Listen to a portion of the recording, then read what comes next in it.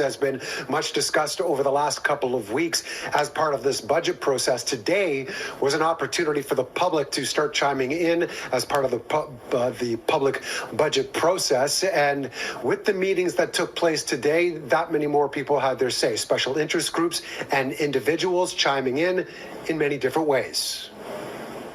85% clearance rate, and guess what? You guys have not solved nothing.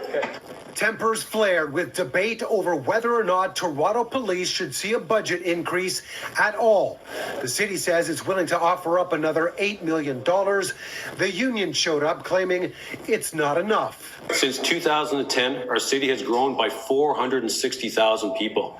That's a 13% increase in the population, while the number of police officers has declined by almost 600 officers. We are here to talk about the harm that the Toronto police have been and continue to cause in this city, the immeasurable cost and toll of policing, not just in the dollars that are measured in this room, but in our lives. When there is will, es a possibility. Outside City Hall, housing advocates coming together with a call for more funding to support tenants facing rent evictions and more building inspections under the city's Rent Safe TO program.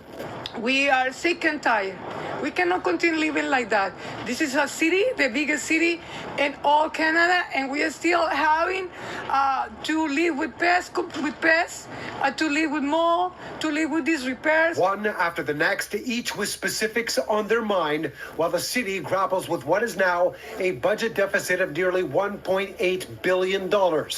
But will any of the points being made today make a difference in the end? If there are different funding sources that should arise, and we can fix some of the things that community members are raising as sort of red buttons within the budget, things they're very worried about, we list those and we sit down and conference over them.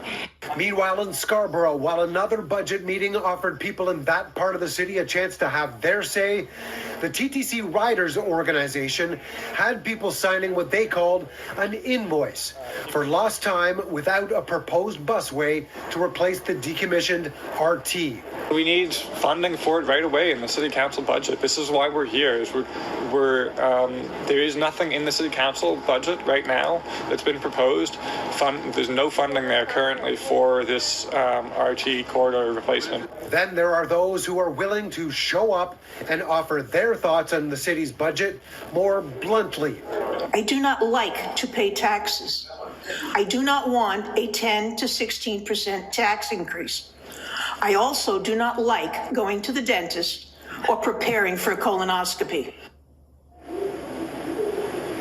Everyone has their own way of expressing their interests. As for the ask of the federal government for that much more money, $200 million plus to help with the refugee situation, there was a private meeting that took place over the course of the weekend between Mayor Olivia Chow and Deputy Prime Minister Chrystia Freeland.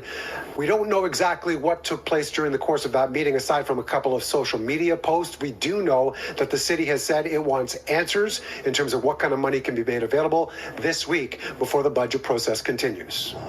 Well, we finally